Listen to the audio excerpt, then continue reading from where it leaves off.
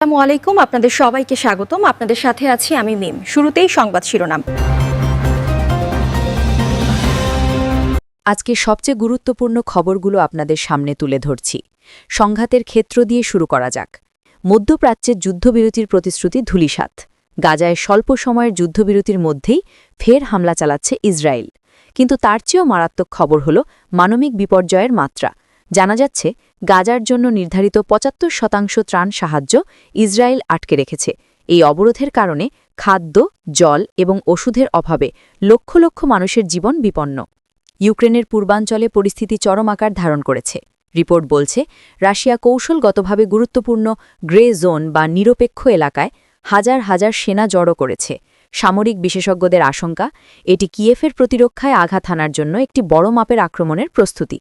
Ukraine এখন নতুন করে কঠিন পরিস্থিতির মুখে, যেখানে আন্তর্জাতিক সহায়তা অত্যাবশ্যক। এবার নজর দেওয়া যাক বিশ্বের ক্ষমতাকরী দেশগুলোর অভ্যন্তরীণ রাজনীতিতে। আমেরিকার রাজনৈতিক অঙ্গন উত্তপ্ত। সাবেক প্রেসিডেন্ট ডোনাল্ড ট্রাম্পকে লক্ষ্য করে তার এক কঠোর প্রতিপক্ষের মন্তব্য এখন আলোচনার কেন্দ্রে। ট্রাম্পের চেয়ে বড় অপরাধী দেখিনি। ট্রাম্পের বিরুদ্ধে চলমান একাধিক আইনি মামলার আবহে এই বিস্ফোরক মন্তব্যটি আসন্ন নির্বাচনের আগে আমেরিকার রাজনৈতিক মেরুকরণকে আরও তীব্র করেছে। এই আইনি লড়াই এখন ট্রাম্পের রাজনৈতিক ভবিষ্যতের অন্যতম নির্ধারক হতে চলেছে। শেষে ইসরায়েলের অভ্যন্তরীণ গভীর ধর্মীয় বিভাজন। জেরুজালেমে রক্ষণশীল ইহুদিদের ব্যাপক বিক্ষোভ চলছে।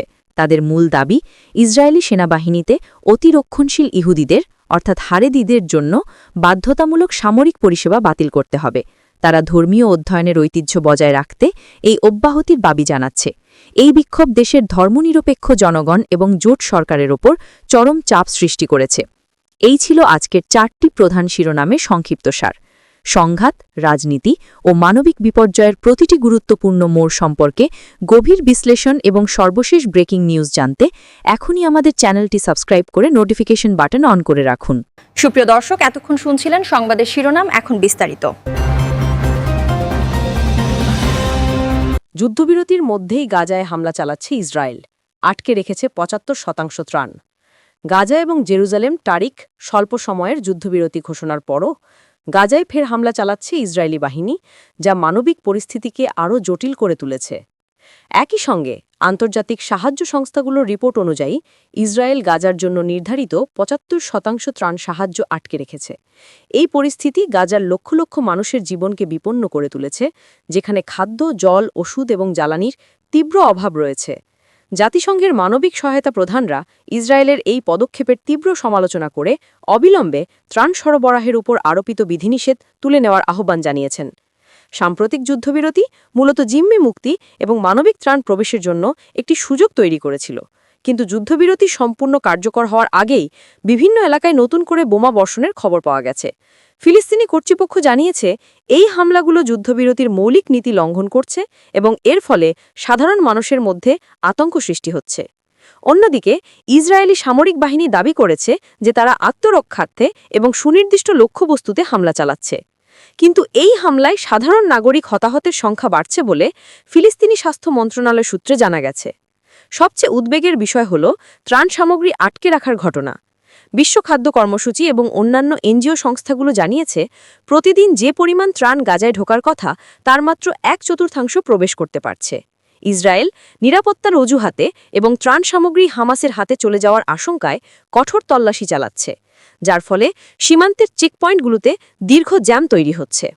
ত্রাণ আটকে থাকার ফলে গাজার হাসপাতালগুলোতে বিদ্যুৎ এবং ওষুধের তীব্র সংকট দেখা দিয়েছে। হাজার হাজার বাস্তুচ্যুত মানুষ খোলা আকাশের নিচে মানবেতর জীবনযাপন করছে এবং শীতকালে তাদের দুর্দশা আরও বাড়ছে। জাতিসংঘ এই পরিস্থিতিকে ভয়াবহ মানবিক বিপর্যয় বলে আখ্যায়িত করেছে এবং আন্তর্জাতিক সম্প্রদায়কে দ্রুত হস্তক্ষেপের আহ্বান জানিয়েছে। বিভিন্ন আরব দেশ এবং পশ্চিমা শক্তিগুলো যুদ্ধবিরতি পুরোপুরি মেনে চলার এবং ত্রাণ প্রবাহ স্বাভাবিক করার জন্য ইসরায়েলের ওপর চাপ সৃষ্টি করছে। গাজার সাধারণ মানুষ এখন একদিকে যেমন যুদ্ধ এবং হামলার ভয়ে ভীত, অন্যদিকে তেমনি খাদ্য ও পানির অভাবে ধুঁকছে। এই পরিস্থিতি প্রমাণ করে যে সংঘাতের মানবিক মূল্য ক্রমশ বাড়ছে এবং জরুরি ভিত্তিতে একটি টেকসই সমাধান প্রয়োজন। মধ্যপ্রাচ্যের এই সংঘাতের প্রতিটি গুরুত্বপূর্ণ মোড় সম্পর্কে জানতে আমাদের চ্যানেলটি সাবস্ক্রাইব করে পাশে থাকুন। গ্রে জোনে জড়ো হয়েছে হাজার হাজার রুশ সেনা কঠিন পরিস্থিতির মুখে ইউক্রেন। কিয়েভ, ইউক্রেন ও রাশিয়ার মধ্যেকার যুদ্ধক্ষেত্রে এক নতুন এবং মারাত্মক পরিস্থিতি তৈরি হয়েছে। সামরিক বিশেষজ্ঞদের রিপোর্ট অনুসারে রাশিয়া ইউক্রেনের পূর্বাঞ্চলীয় ফ্রন্টলাইনের নিকটবর্তী গ্রে জোন বা নিরপেক্ষ এলাকায় হাজার হাজার সেনা জড়ো করেছে, যা কিয়েভের জন্য নতুন করে কঠিন চ্যালেঞ্জ তৈরি করেছে।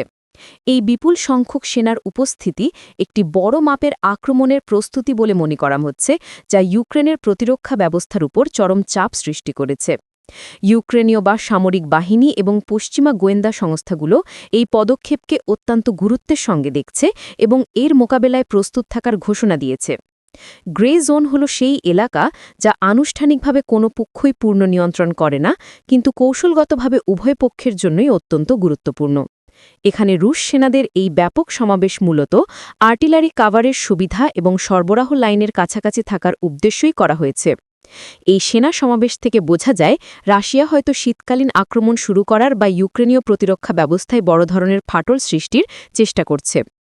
বিশেষত খার্কিভ এবং জাপোরিজিয়া অঞ্চলের কাছাকাছি এই সেনা সমাবেশ ইউক্রেনের আঞ্চলিক অখণ্ডতার জন্য গুরুতর হুমকি সৃষ্টি করেছে। ইউক্রেন আন্তর্জাতিক সম্প্রদায়ের কাছে দ্রুত আরও বেশি উন্নত অস্ত্র এবং আকাশ প্রতিরক্ষা ব্যবস্থা সরবরাহের আহ্বান জানিয়েছে।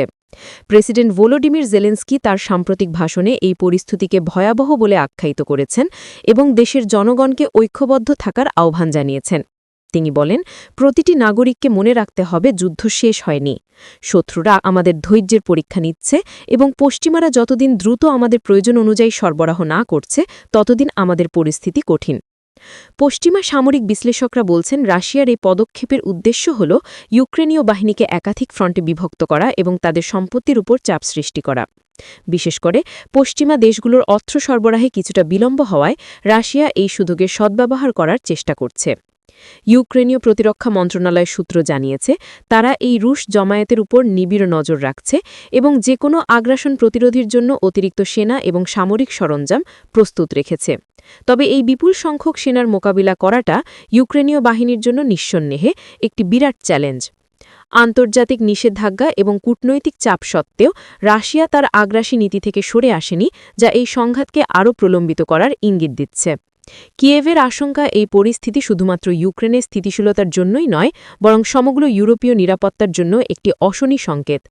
সামনের দিনগুলোতে গ্রে জোনের পরিস্থিতি কিভাবে পরিবর্তিত হয় তার উপর ইউক্রেনের পূর্বাঞ্চলীয় যুদ্ধের গতিপথ নির্ভর করবে। এই গুরুতর সংঘাতের প্রতিটি আপডেট জানতে আমাদের চ্যানেলটি সাবস্ক্রাইব করে পাশে থাকুন। ট্রাম্পের চেয়ে বড় অপরাধী দেখিনি। ওয়াশিংটন ডিসি, তারিখ। আমেরিকার রাজনীতিতে ফের উত্তাপ ছড়িয়েছে সাবেক প্রেসিডেন্ট ডোনাল্ড ট্রাম্পকে নিয়ে এক বিস্ফোরক মন্তব্য। ট্রাম্পের একজন প্রখ্যাত রাজনৈতিক প্রতিপক্ষ সম্প্রতি এক জনসভায় কঠোর ভাষায় সমালোচনা করে বলেছেন, আমি ডোনাল্ড ট্রাম্পের চেয়ে বড় অপরাধী দেখিনি। এই মন্তব্যটি ট্রাম্পের বিরুদ্ধে চলমান আইনি জটিলতা এবং আসন্ন প্রেসিডেন্ট নির্বাচনকে সামনে রেখে রাজনৈতিক বিতর্কের মাত্রাকে চরম পর্যায়ে নিয়ে গেছে। এই বক্তব্যটি তাৎক্ষণিকভাবে জাতীয় সংবাদ এবং সামাজিক মাধ্যমে ঝড় তুলেছে, যা আমেরিকার বিভাজিত রাজনৈতিক আবহাওয়াকে আরও ঘোলাটে করে তুলেছে। ট্রাম্প বর্তমানে একাধিক ফৌজদারি ও দেওয়ানি মামলায় জড়িয়ে আছেন, যার মধ্যে উল্লেখযোগ্য হল নির্বাচনে হস্তক্ষেপ, গোপনীয় নথি রাখা এবং ব্যবসায়িক প্রতারণার অভিযোগ। এই মামলার কারণে তার আইনি ব্যয় বেড়েছে এবং তার প্রেসিডেন্ট পদে প্রতিদ্বন্দ্বিতা করার পথেও বাধা সৃষ্টি হচ্ছে। সমালোচকরা বলছেন, ট্রাম্প তার ক্ষমতায় থাকার সময় এবং পরবর্তীকালে যে সমস্ত কাজ করেছেন তা আমেরিকার গণতান্ত্রিক মূল্যবোধ এবং আইনি কাঠামোর প্রতি চরম অবজ্ঞা প্রদর্শন করে।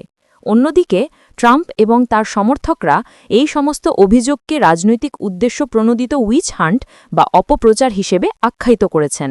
তাদের মতে, ট্রাম্পের জনপ্রিয়তায় ভীত হয়ে বিরোধীরা তাকে নির্বাচন থেকে দূরে রাখতে চাইছে এবং এর জন্য সমস্ত সরকারি সংস্থাকে ব্যবহার করছে। এই বিতর্কিত মন্তব্যটি এমন এক সময়ে এলো যখন ট্রাম্প রিপাবলিকান পার্টির মনোনয়ন দৌড়ে শক্তিশালী অবস্থানে রয়েছেন।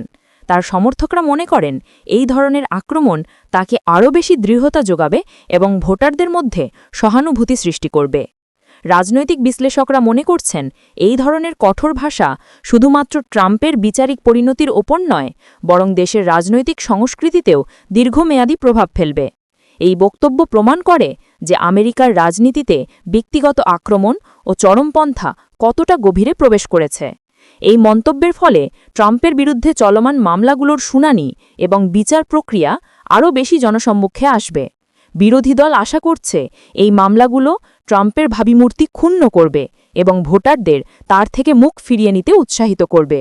কিন্তু ট্রাম্পের দৃঢ় সমর্থক গোষ্ঠী এটিকে ট্রাম্পের বিরুদ্ধে রাজনৈতিক ষড়যন্ত্রের প্রমাণ হিসেবে দেখছে।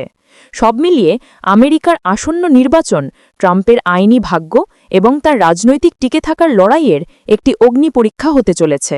আমেরিকার রাজনৈতিক পরিস্থিতির প্রতিটি মুহূর্তের বিশ্লেষণ জানতে আমাদের চ্যানেলটি সাবস্ক্রাইব করে যুক্ত থাকুন।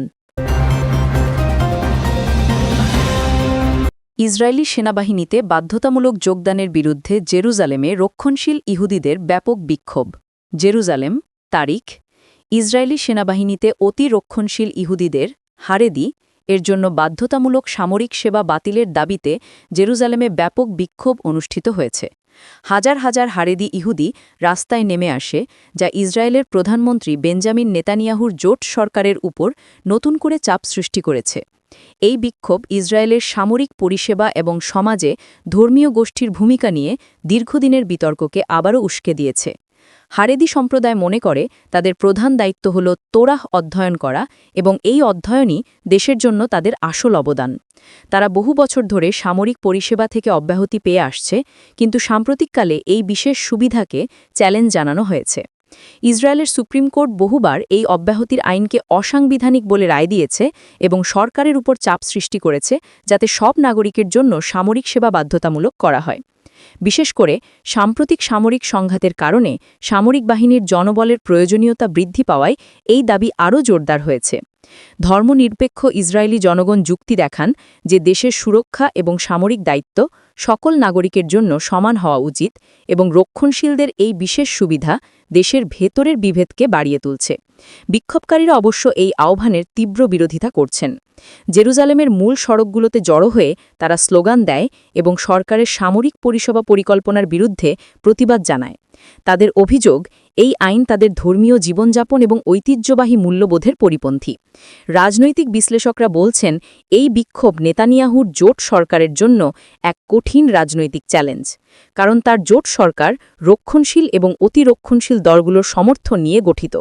এই দলগুলো সামরিক সেবার বিরুদ্ধে অবস্থান নিয়েছে এবং তারা চাপ দিচ্ছে যাতে এই অব্যাহতি বজায় রাখা হয়।